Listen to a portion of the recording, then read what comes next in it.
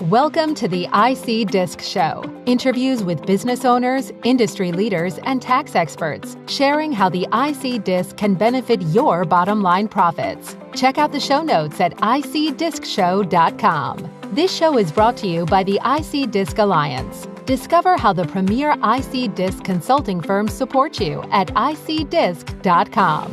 And by your podcast team, where having your own podcast is as easy as being a guest on ours. Find out more at yourpodcast.team. Now, here's your host, Dave Spray. I had a great conversation with Adam Traweek of Amegy Bank in Houston, Texas. As a banker, Adam was able to give us more of a layperson's perspective of the IC Disc and how they use it as a potential differentiator when they're talking to potential clients. And lastly, we talked about from a technical perspective of different ways that a bank can structure the client's loan documents and loan covenants to encompass the IC Disc. Wide-ranging interview, and really enjoyed talking to Adam. I think you'll find him to be a very bright, very down to earth. I hope you enjoy the interview. Hi, Adam. Hi, Dave. How are you today? I'm doing fine. It's good to talk to you. Yeah, likewise. Well, thank you for joining me on the IC Disc Show. And we are live and recording. Wonderful. Yeah. So what I'd just to give a little overview. Adam Traweek is. Are you senior VP now? Senior Vice President. Yes. Senior Vice President at Amegy Bank of Texas, and so we're going to learn a little more about his background and get kind of a banker's perspective of the IC Disc. So why don't we start at the beginning? Where are you from? So I like to say all over Texas. What that really is a nice way of saying is a bunch of small towns all over Texas. I'd say the most of the time right outside of Houston, in a small town, East Bernard, and but close enough to Houston to still feel like I could be part of the city. Okay, that's excellent. And so you went to high school there in East Bernard? High school, East Bernard, and then after high school, ended up at Rice University in Houston, and got an economics degree from Rice. And I understand you were a fireball throwing fastball pitcher. Is that correct? On the baseball team?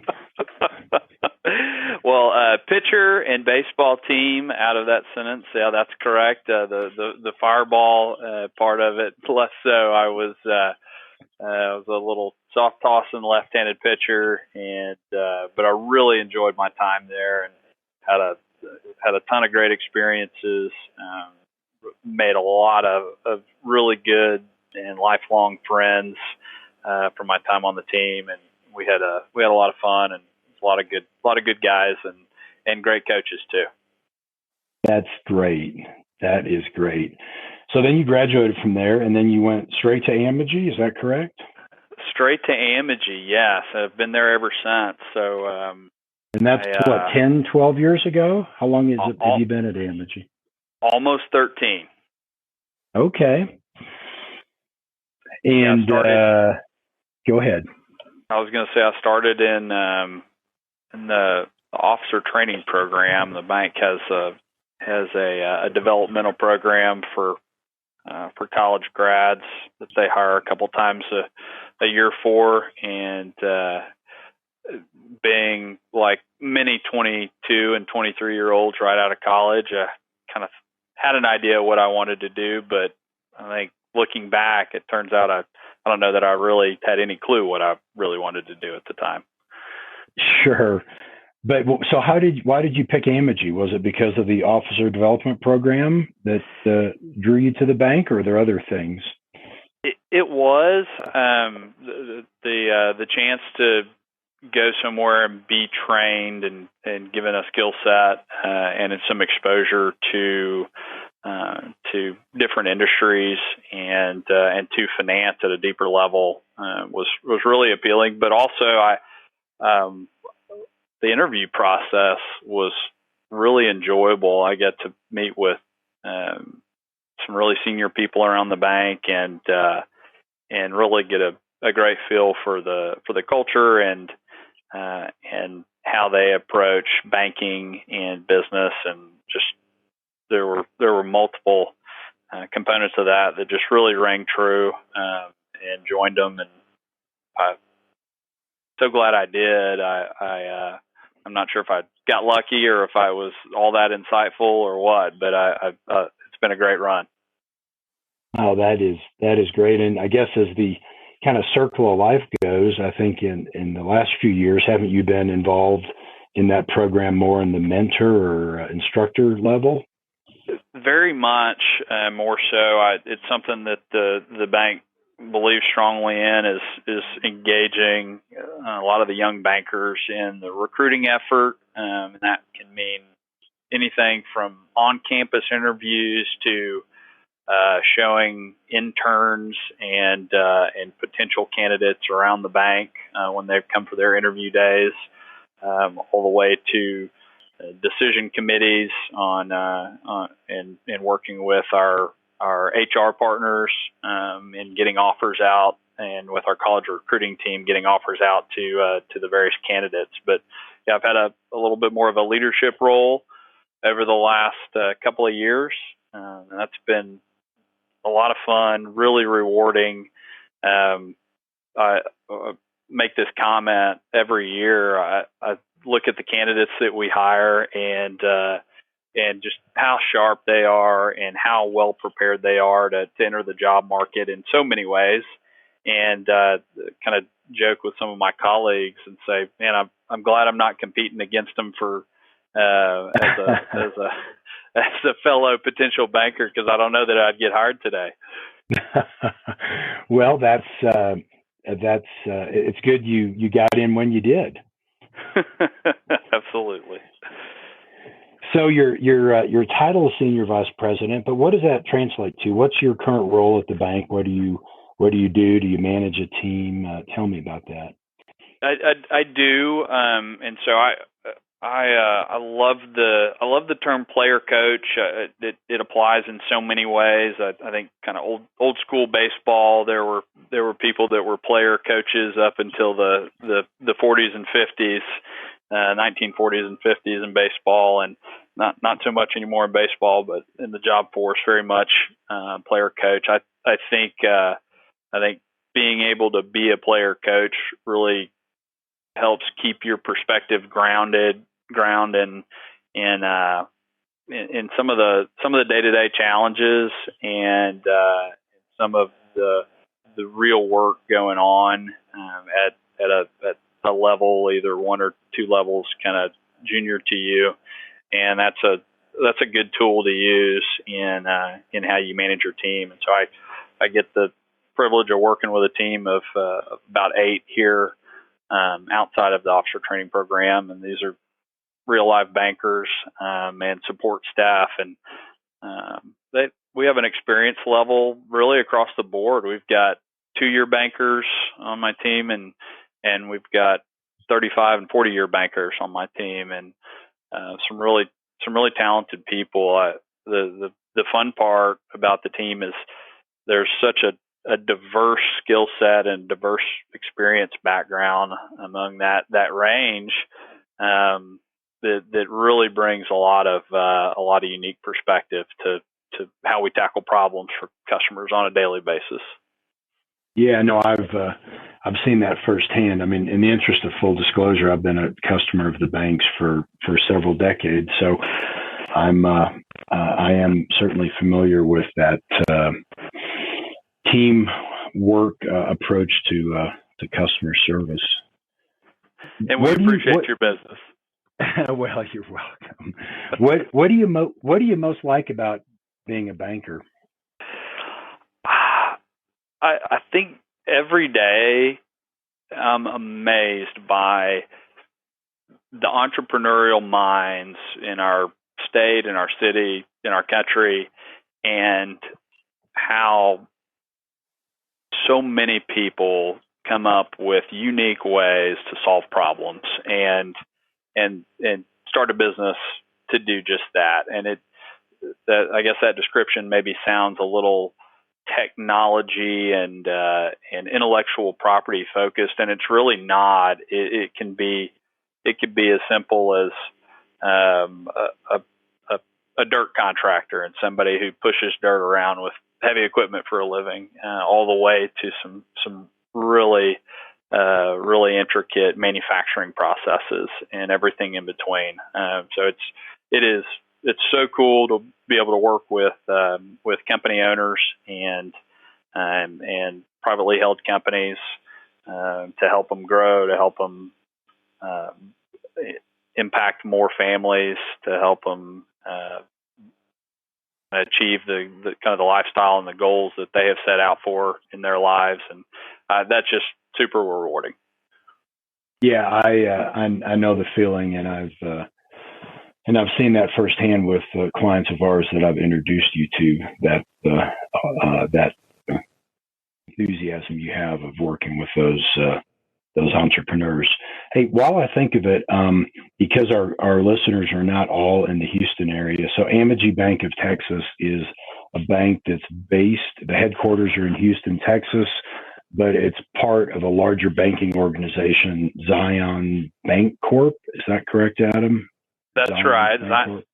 Zion's Bank Corporation out of Salt Lake City, Utah, and Amegy is one of about 7 affiliate banks. We all fall under Zion's, but we have a decentralized model in so many ways, and so have different flags under the kind of the western states. Texas and Amegy are the farthest east, and so kind of Texas and east is really the footprint all the way through New Mexico, Colorado, Arizona, Utah, Nevada, California, a little bit in Idaho, and Washington, Oregon. So the bulk of the head count and the kind of the lending assets are in California, Texas, and Salt Lake City, Utah. Okay, and you're based in Houston. Yes, yeah, that's correct. Yeah, I just realized I was remiss there.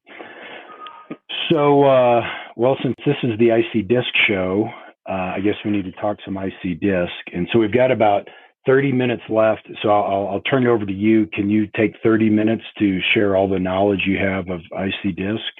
No, I'm just kidding. 2 minutes sounds better. Okay. So, given that you're not a CPA, how do you describe the IC Disc, like, to your customers and potential customers, as a banker, which is more of a higher level overview, but how do you typically describe it to folks? So I'll start off first in a little different way before I get to the description. I start off with a question. I think it's important as a banker to understand the revenue mix of particular clients and kind of where revenue comes from, where their customer comes from, and if they're making a product or performing a service, where the product is going or where the service is coming from. And if at any point along that line of discovery we uncover a good or service that has an international component to it, whether they're selling directly to the international market or international companies or not, we immediately know to consider the IC Disc as a potential tool for them to use to gain some tax advantages that they might otherwise not be able to. And I think I think the description of an IC disc is simple. So whenever we do identify an opportunity or are asking that question, we refer to the disc by name, and then if they ask for more, we say, well, look, it's an export tax incentive program that has really been around a long time through the IRS tax code. Many CPA firms, specialty tax advising firms use that product in various forms or functions. It's a product that's not meant for every situation, but if it does fit your particular situation, it's really a great benefit from a tax strategy standpoint in taking advantage of a long-standing tax program.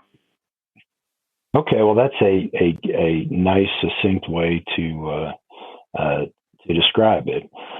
So, what, in your experience, other than some export revenue threshold, what types of companies have you seen that it works best for? Does it, is there a particular ownership structure you see, or kind of a mindset of the owner, or who does it seem like it's works best for?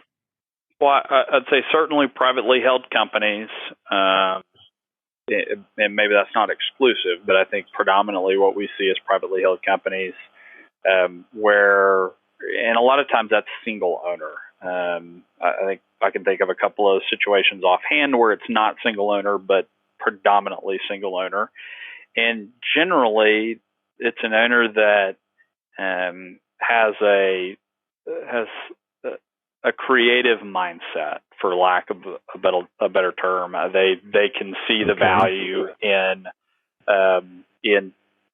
executing a unique strategy and really want to go and pursue something that is new and that they may have not heard about from their CPA and their trusted advisor, who may be with a firm that may or may not provide the service. So I think that type of situation. Other than that, I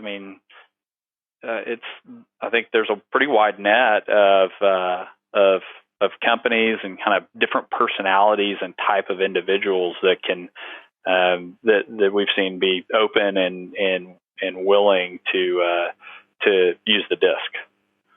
Okay, but it certainly helps if the owner has a creative mindset or an outside the box mindset to even be willing to entertain a novel idea. Is that right?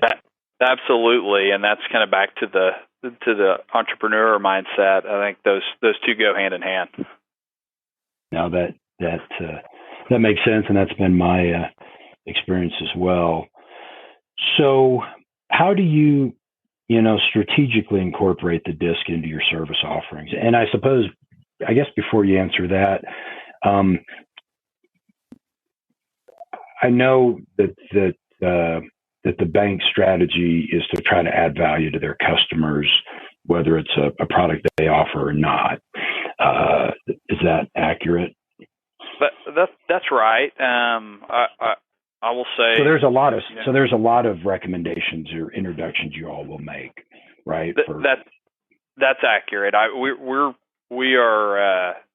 We're in business to be able to help our customers solve problems, kind of no matter what that problem is. And so we're not doing our job as bankers if we don't understand ancillary product offerings from a variety of sources out there, whether that be tax advice or M&A advice or insurance advice, and the list goes on. But I think that's part of the job of a banker, is to understand where they can help a client who might be experiencing a problem.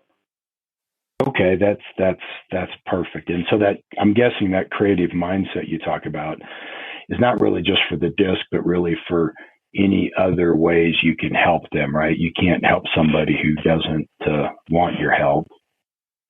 That's right. Or I guess maybe a different way to say it is, you can't uncover opportunities to help unless you ask the right questions. Okay. Yeah, excellent point. Okay. But I think, Dave, back to your original question around just how we incorporate the IC Disc into our service offerings. It's really easy. It's about asking that question. So back to the original exploration, we're meeting with a potential client of the bank or an actual client of the bank. We really try to understand their business in a variety of aspects, and that includes their sources of revenue and their customer base. And if it feels like an opportunity for IC Disc, I'm not an IC Disc expert by any means, and my 2-minute explanation doesn't go very far. And so it's really about getting the right person, the right team, and the right group of people involved to consider whether the disc makes sense for that individual company.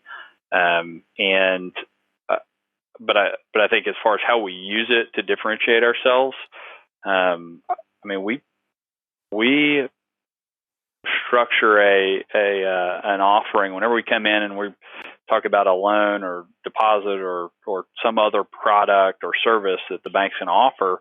We look for other ways to make a relational difference with that company, and if that means introducing them to someone who's outside the bank, where the bank doesn't make any money off of a particular introduction, well, that's okay. It's good for the client, and hopefully they kind of see how we do business and that we have interests that align with them being more successful, and that incentivizes them to come and consider us as a banking partner long term.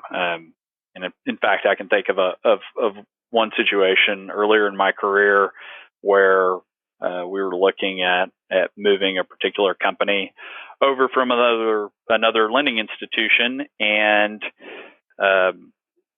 said lending institution, it was one of the mega banks, and their loan pricing was just incredibly cheap. They weren't charging any fees, and so we were having a hard time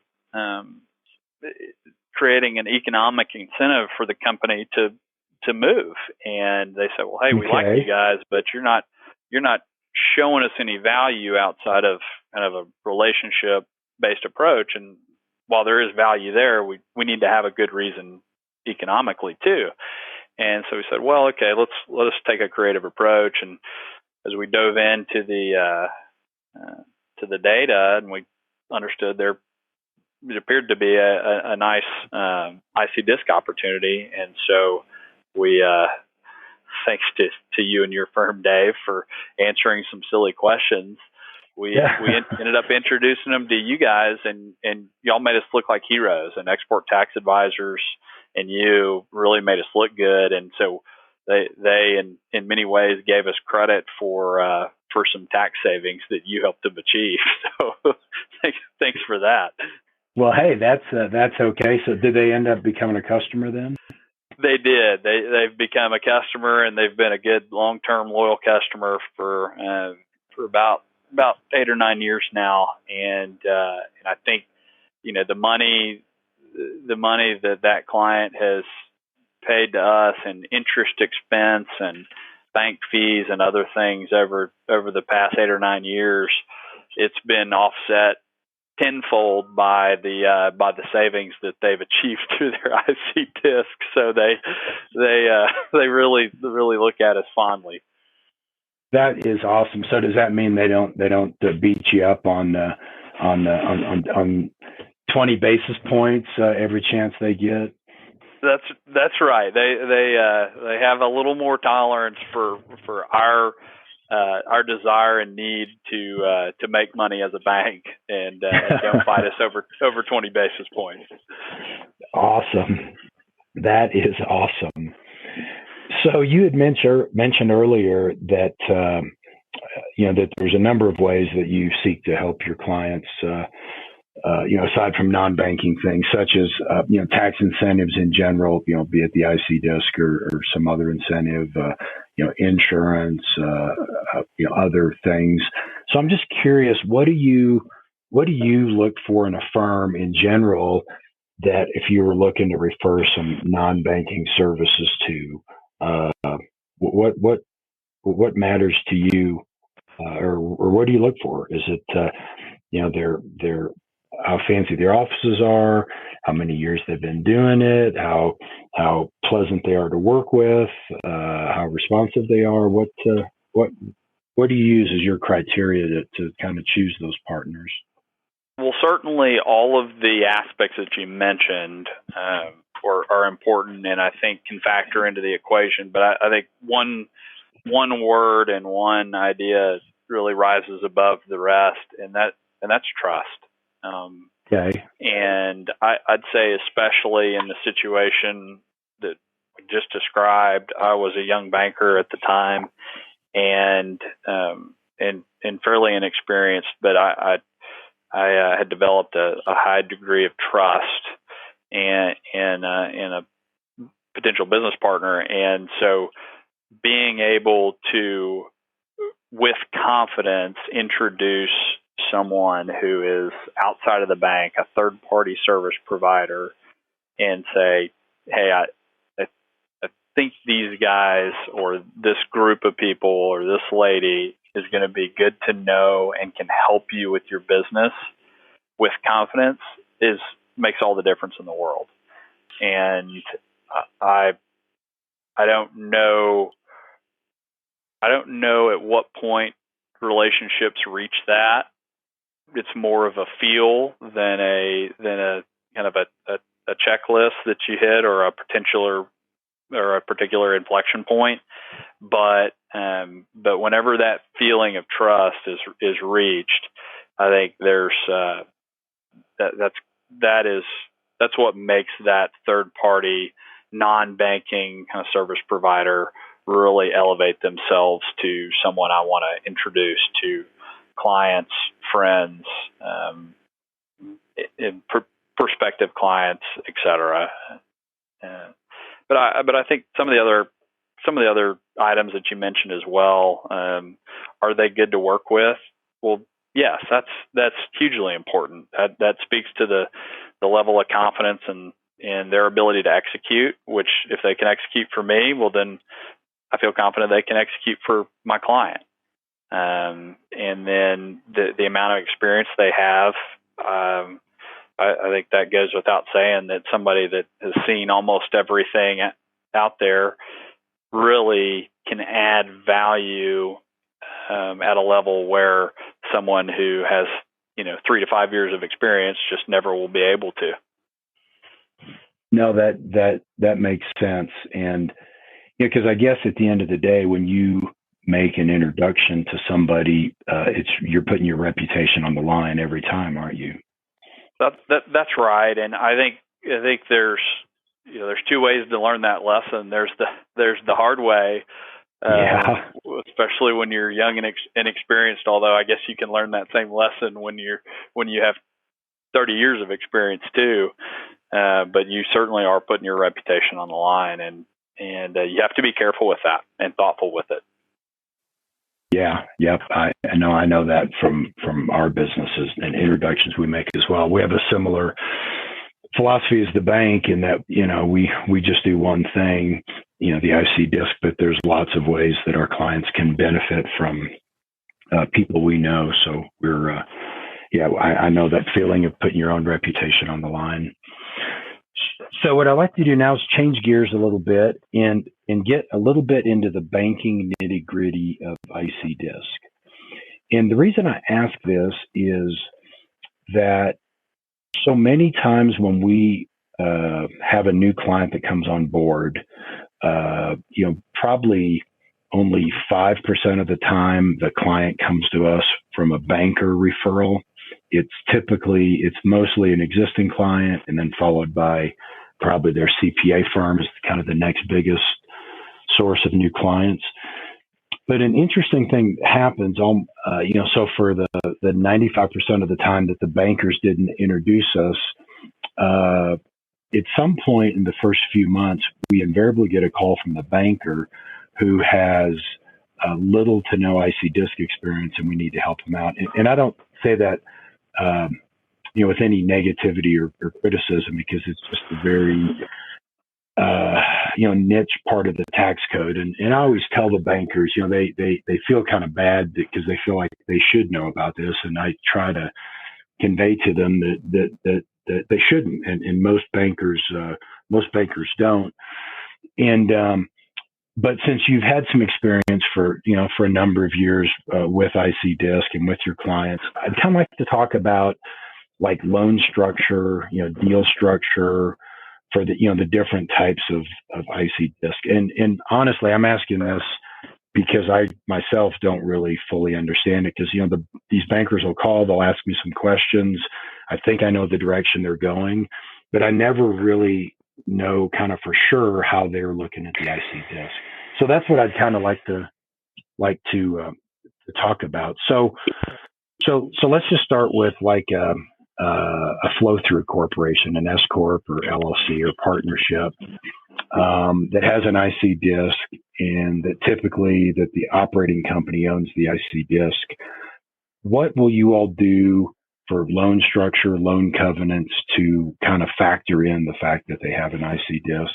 And then I'm going to contrast that with a C corporation where the individual shareholders own the disc, and maybe kind of contrast if you handle those the same or if you handle them differently.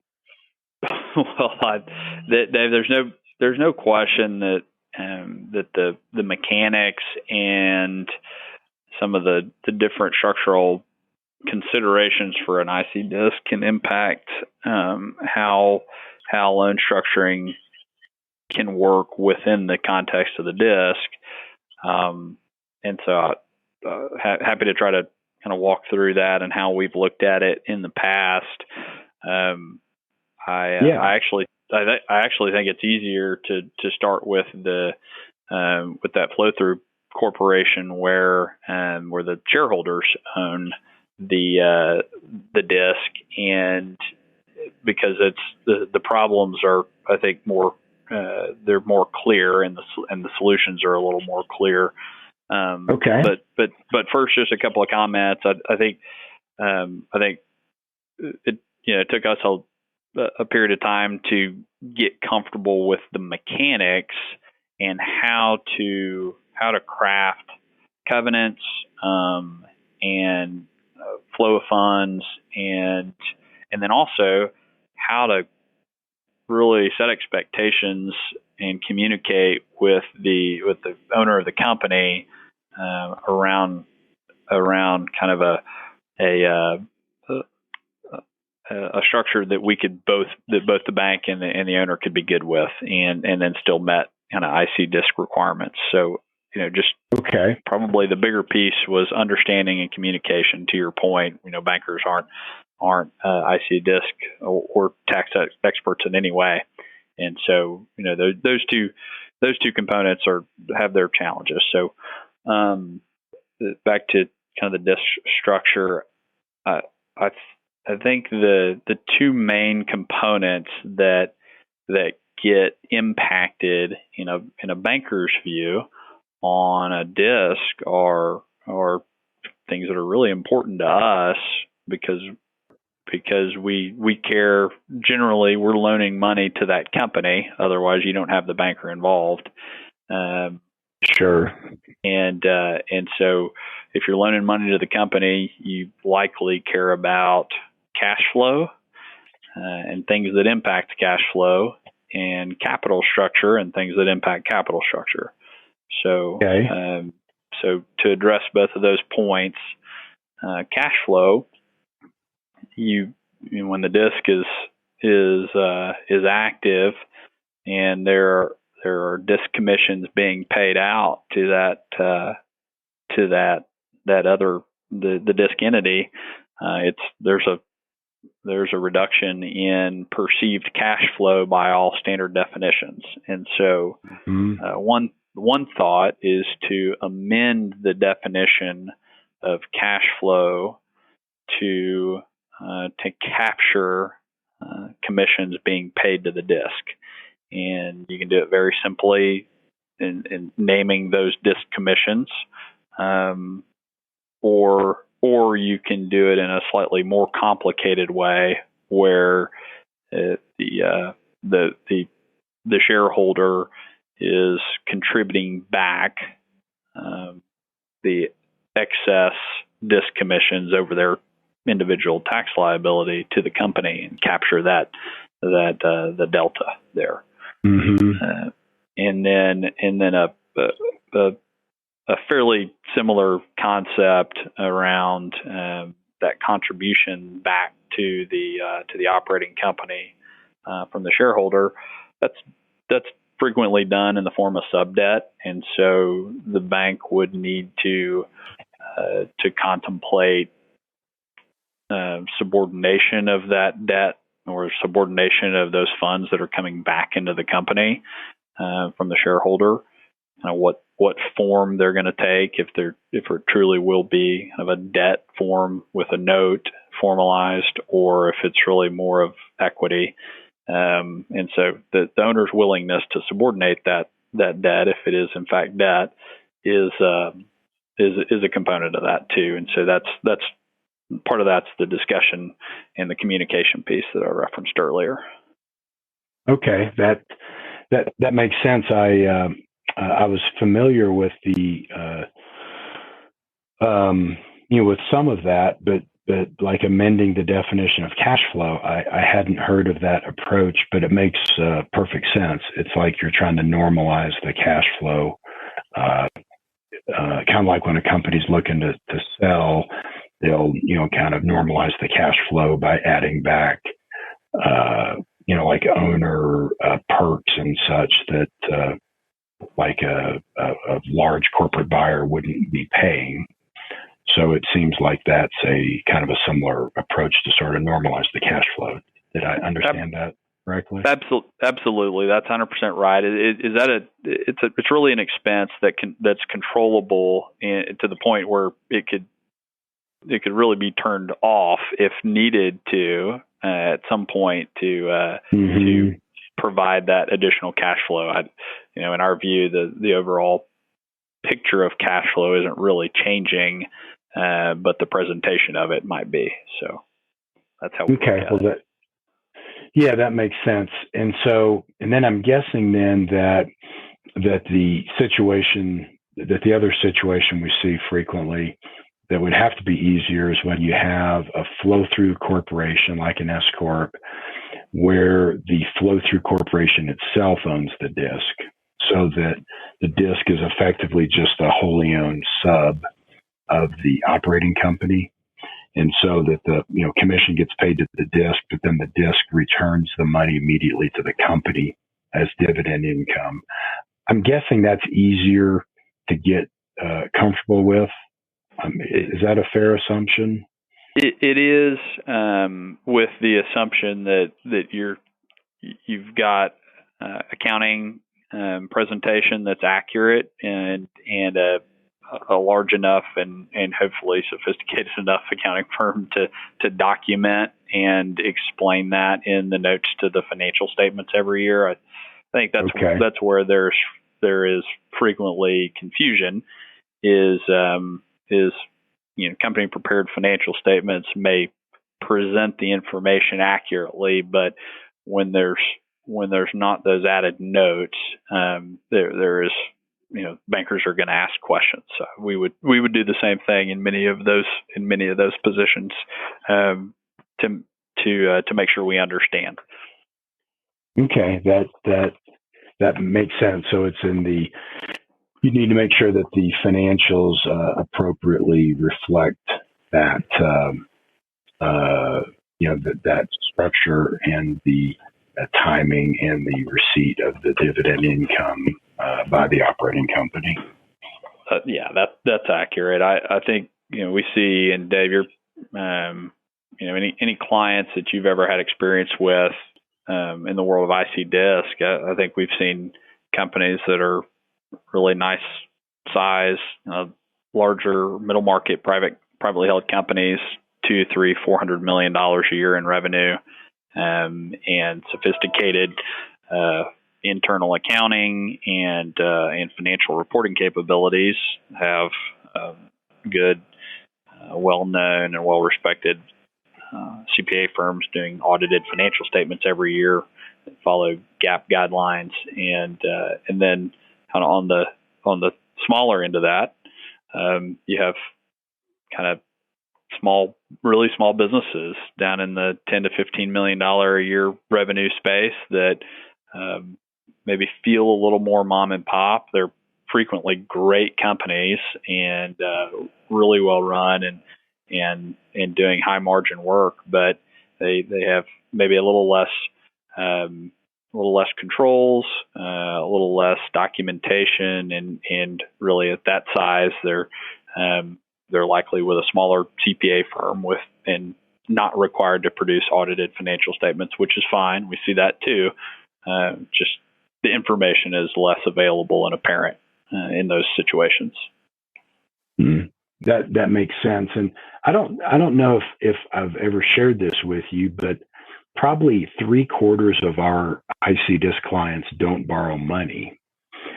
So, and it's one of the reasons that oftentimes so that does two things. One is, if they're not borrowing money, I'm probably not thinking about an introduction to another banker, because without borrowing money, they're just not as seem as compelling of a customer. But the other thing that does is, it seems like many of our clients are the largest client of their CPA firm. We have clients that have $100 million a year of revenue, $5, $6, $7, $8 million of taxable income, and their CPA firm is a tax guy working out of the spare bedroom of his house. And but it's because they don't borrow money. There's not a bank requiring audited or reviewed financial statements, and all they use the CPA for is just preparing the corporate and individual tax returns. Well, I'd say we see lots of customers that fit that profile. And Dave, I know you may not, you pay more attention to IC Disc and IRS tax code changes, but in the banking world, deposits are sexy again these days. Oh, are they? Okay, well, that's good to know. Now that interest rates are above zero, they're more deposits are more attractive. That's right. There's a reason they're above zero. It's supply and demand. You've got many banks out there who are seeking to grow their deposit base and fund their loan growth with the cheapest cost capital available, and that's generally demand deposits from operating accounts for many of these companies. So if you notice any of your customers not generating some level of return on their cash balances, they should be talking to their bank or a new bank. That's thank you for that. That is really good to know. I guess I've kind of just gotten lulled into a sense of complacency that banks don't care about deposits, and and that may, and of course, I don't think any bank ever said we don't care about deposits, but there was a sense that I would receive from banks, not just Amegy, but others, 4, 5, 6 years ago, that deposits weren't as sexy as loaning money. Well, you read the tea leaves 100% correctly on that. I think rates were so low for so long, and that most bankers didn't want to talk about deposit rates because there was nothing to talk about. So the wind shifted. Okay, well that is good to know. So clients that have substantial deposit balances, they should actually be making some money on that, is what I think I hear you saying. They should, and I'm not a rate expert, and nor am I licensed to really talk about specific rates, but I know the last check I saw as of this morning, many of your overnight rates were anywhere between kind of 1 and 2 to slightly above 2%, just depending on what those balances were in. And of course, I'm referring to kind of larger dollar clients that have Sure. excess cash to sweep into accounts to earn interest. Okay. Well, that's that is very good to know. So I'm just making a note of that. So deposits are sexy. That's a good thing to know. That's a great title. Yeah, deposits are sexy. So I guess as we're kind of nearing the end here, is there? I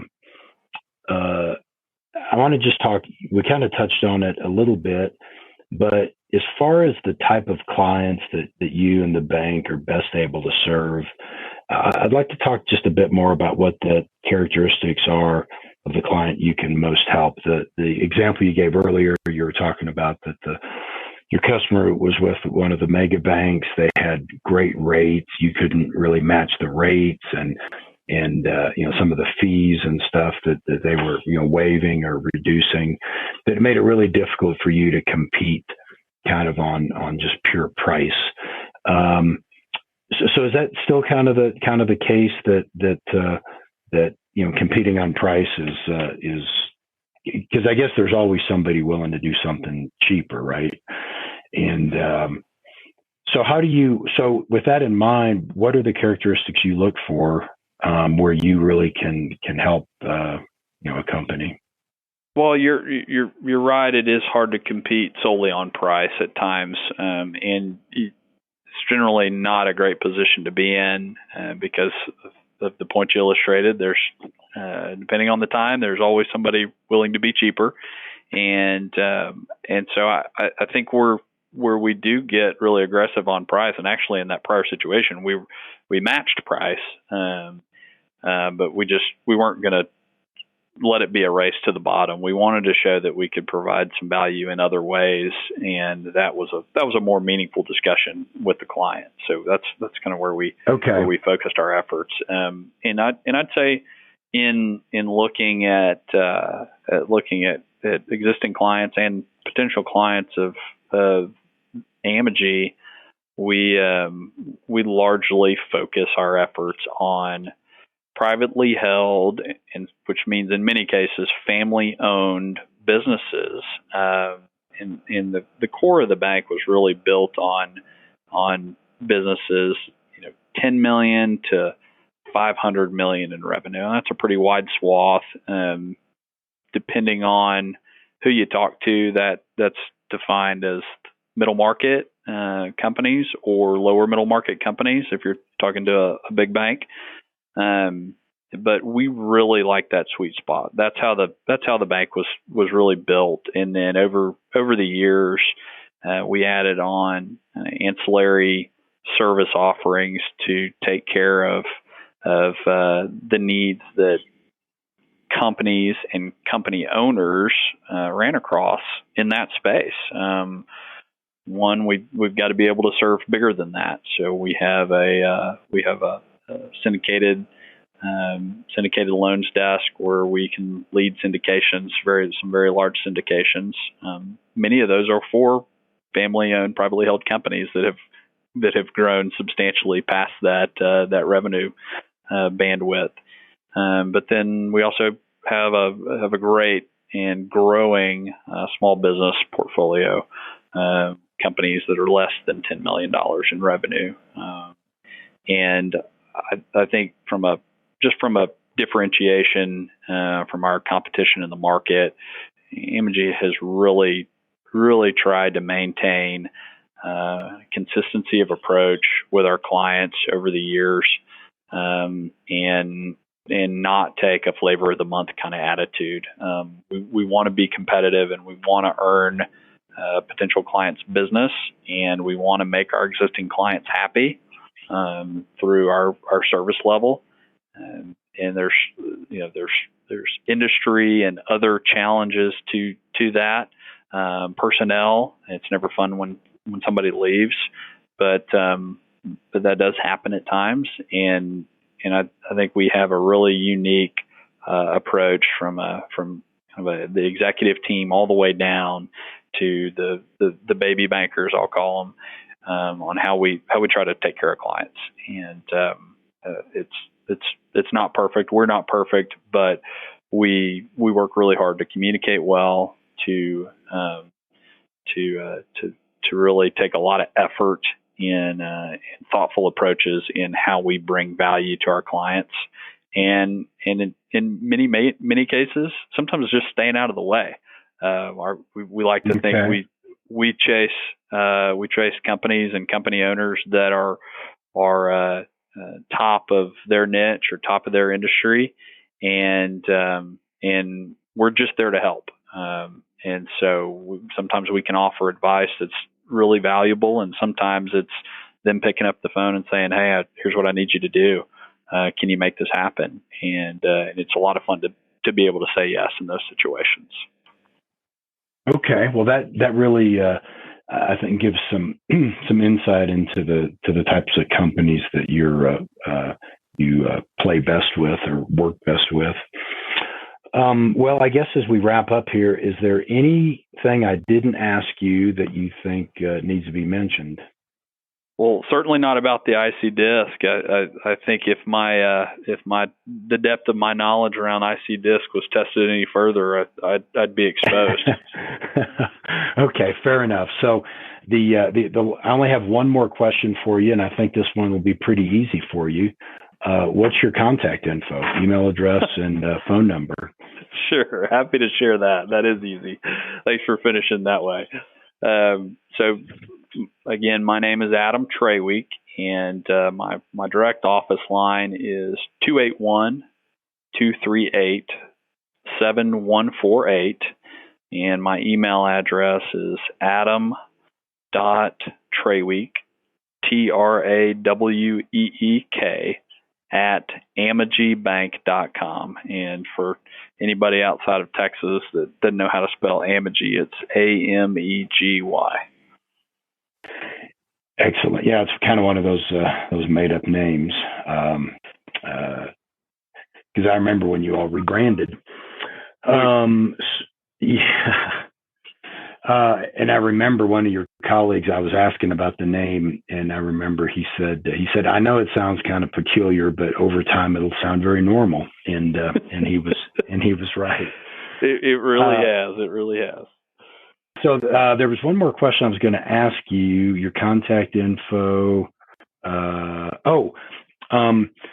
So are you generally amenable? So say some CFO or business owner of a company in the Houston area or even in Texas would like to just call you and just, pick your brain on something. Are you generally amenable to those calls, or do you have a strict screening process that they have to jump through, 10 steps to talk to you on the phone? No, I'm generally amenable. I try to do a good job of being in my office and returning phone calls within 24 hours if I'm not.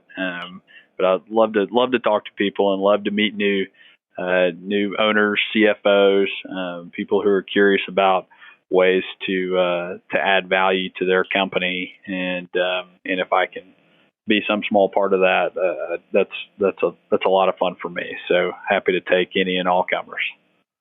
Well, that is great. Well, Adam, I appreciate you spending some time to talk to me on the IC Disc Show, and I hope you have a great. It was really great. This was a lot of fun. Well, good. Well, it was fun for me as well. So, well, you have a great day then, and I'll talk to you soon. Thank you, Dave. You too. Take care. All right. Bye.